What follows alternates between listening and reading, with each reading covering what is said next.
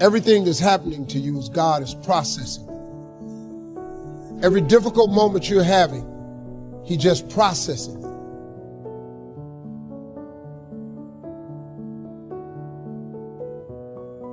If you want to be successful and you want to be happy, those are the two things that's common to most people. You're looking at a person who was neither one of those for a long period in my life, man. It's a lot of pain in my life, no more than nobody else. I just had a lot.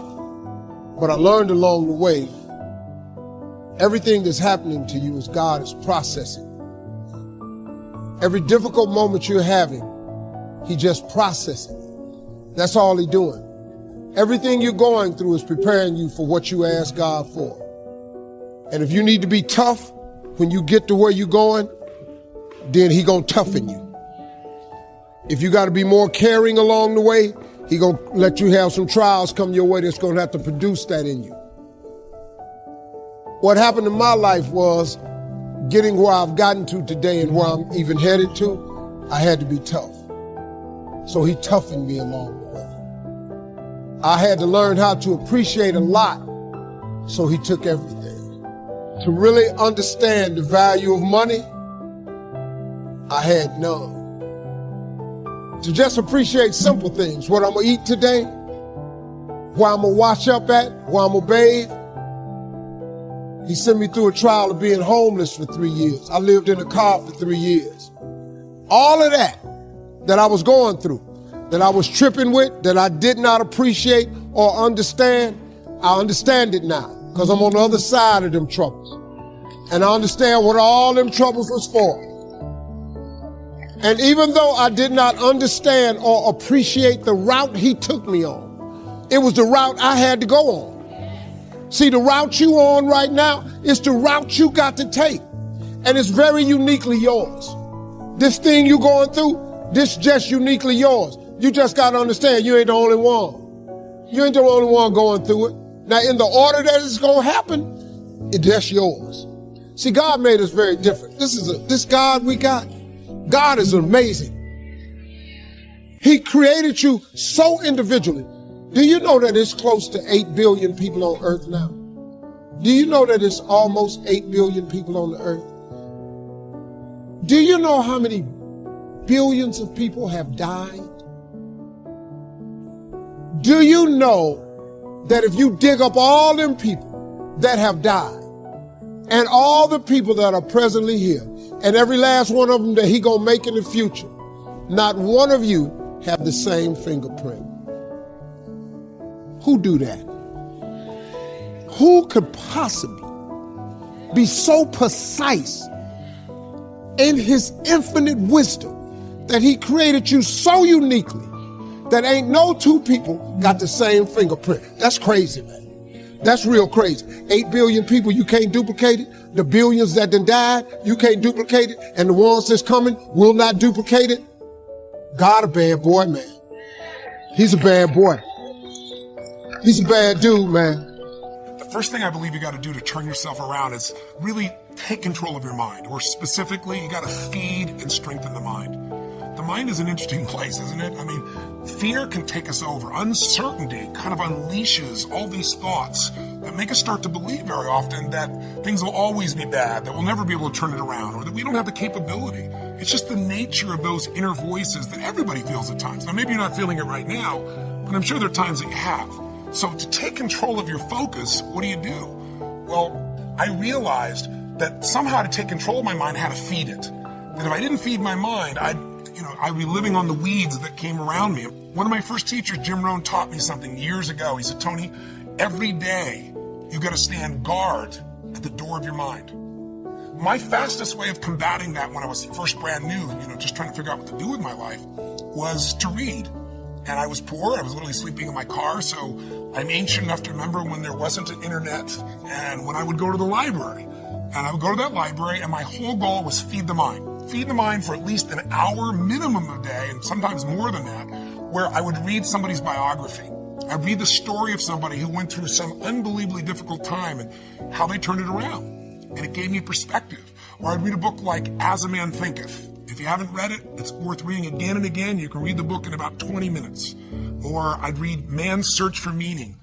So reading, listening, feeding your mind is the first step to get out of that place of uncertainty and start to re-tap into your real ability to thrive in any environment. What's the second key? Well, number 2 is you gotta feed and strengthen your body. As simple as that sounds, if you've been around any of my work at all, you know I believe physiology first. Sometimes even try to feed your mind. You can feed it, but those thoughts keep coming back. What's going to change that mind faster than anything else is a radical change in your body, a radical shift in your physiology. How do you do it? Well, think about this. When times are really uncertain, fear creeps in. And what is fear? Fear is something quite physical. It takes a hold of you when it's really there and intense. We've all had that gut level fear, that dark night of the soul at times where it feels like, nothing's going to work. So how do you turn it around? Yeah, you feed your mind, but you also strengthen that body. When's the last time you really pushed yourself? You went on a run, a slight jog or a walk, but at the end, you pushed yourself for that last 2 minutes, 5 minutes, whatever it was, till you felt like your heart was pumping up, like going to spit out blood, where there was an intensity in you. What's the third key? Well, that third step is you got to get a role model that inspires you and really shows you the way. One of the biggest things that'll change you once you're mentally and physically strong is you need to believe. You need to not just have a sense of certainty, but you got to believe that there is a pathway to get to where you want to be. Whatever it is you want to change, whether it be your body, your mind, your emotions, your finances, your relationship, you need a role model. And the fourth key now is you've got to get a proven plan and you got to take massive action. Don't even worry about a proven plan. There are lots of role models. Hopefully they'll prove it to you, but get a plan. Do something.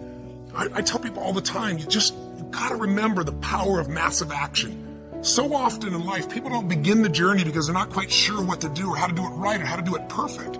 If you want to change your body, get yourself moving. Don't wait for the perfect trainer. Just go out there and move. Put on your shoes and move and get momentum. Just remember, progress equals happiness. If you can start to make progress, if you can get yourself going, even if it's not perfect, if it doesn't work, you know what to do. Just change your approach. If that doesn't work, change your approach. But if there's anything that'll shift your life, that'll get you to thrive in a difficult situation, is take some massive action. Try something else. Change it, try it, move it. Number 5, I think, is the most important of all. So just to remind you, first thing you got to do is feed and strengthen that mind. Read, listen, feed the mind. Take control of that focus. Stand guard at what other people are saying. Focus on what it is you're here to give, what you can control, what you can make happen. Number 2, feed and strengthen that body. Remember, fear, uncertainty, they're physical experiences. So the best way to deal with something physical is get physical. Change that body. Go lift some weights. Go for that run. Do something that's going to get you in that state. If you've been to our seminars, you know exactly what to do. But get that hour of power going, that 15 minutes to thrive, if you're familiar with that, to train your body and mind to be strong again. Number 3, make sure you put yourself in that position where you find a role model that's going to inspire you and show you that way. Maybe it's a contrasting role model. You think your life's so tough? Find somebody with tougher who's really turned it around. Or maybe it's just somebody who's really succeeded, that you can now see there is a way. There's a way through. There's a way to make this happen, even in the toughest times. There's always a way. 4, make sure you get yourself into action. Get a plan. Take massive action. See, the disappointments come. Those are normal. That's part of life. But the question is, how do you handle it? How do you handle the coming winters and the disappointments and the downtimes? Well, you can't get rid of January by tearing it off the calendar. But here's what you can do. You can get stronger, you can get wiser, and you can get better. The winters won't change, but you can. And that's how life changes for you. See, before I understood, when it was winter, I used to wish it was summer. I didn't understand. When it was hard, I used to wish it was easy. I didn't know. And then Mr. Schoaf gave me a part of his very unique philosophy when he said, "Don't wish it was easier, wish you were better." See, that triggered my whole life change. Don't wish for less problems, wish for more skills. Don't wish for less challenge, wish for more wisdom. That's the key. So that's lesson 1, learn how to handle the winters. Here's lesson 2, learn how to take advantage of the spring. That's the second one. Spring is called opportunity.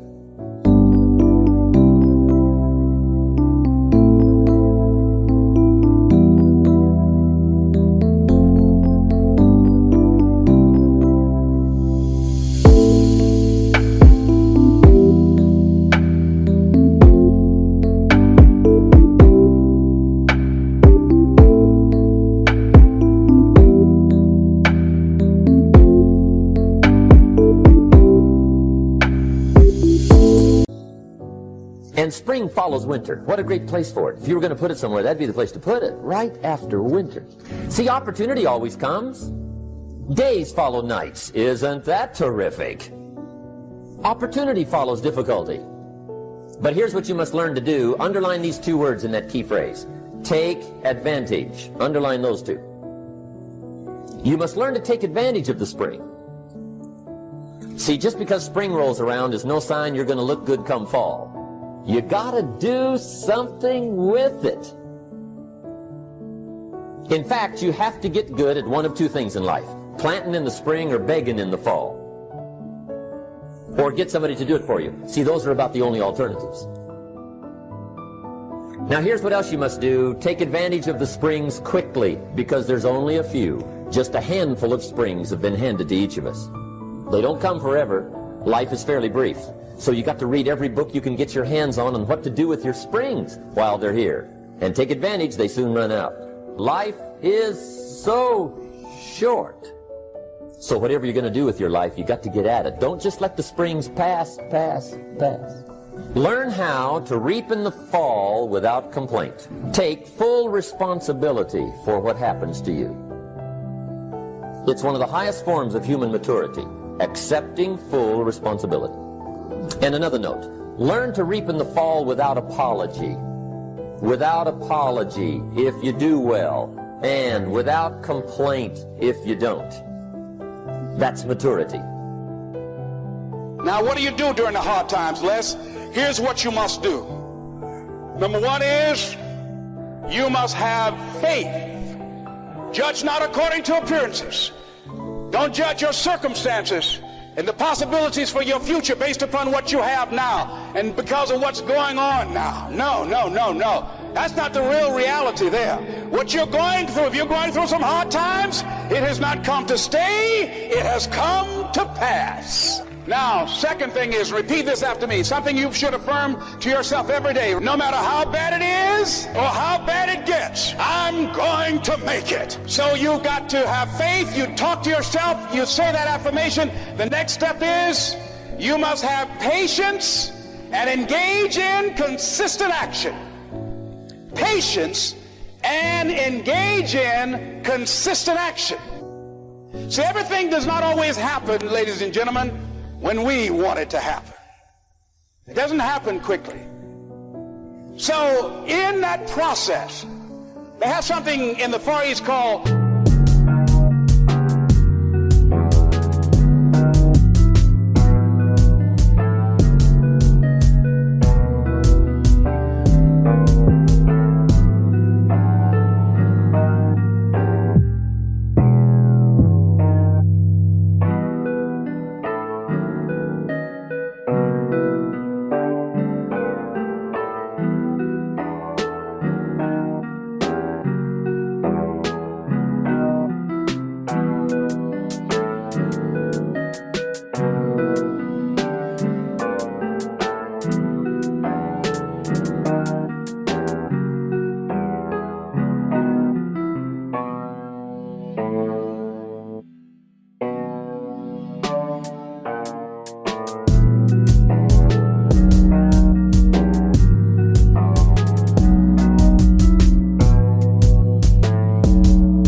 Chinese bamboo tree.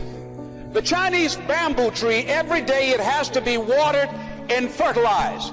It's a very hard nut, and it takes 5 years of watering and fertilization every day, according to American Geographics, before it breaks through the ground. At any time, if the watering process and the nurturing and the fertilization process is stopped, the Chinese bamboo tree will die in the ground. Now, once it breaks through in that 5th year, then in 6 weeks it grows 90 feet tall. Now the question is, does it grow 90 feet in 5 years or 6 weeks? The answer is obvious. It takes 5 years. That's how long it took to grow it, to build that foundation, to nurture it, to water it, to build the reputation, to build the credibility, to learn the market, to learn people, to learn yourself, to learn the system, to learn how to do it, to figure it out. That's why you must have patience and engage in consistent action. We live in a world, ladies and gentlemen, where people want instant gratification. They want it right now, but they're not willing to pay the price.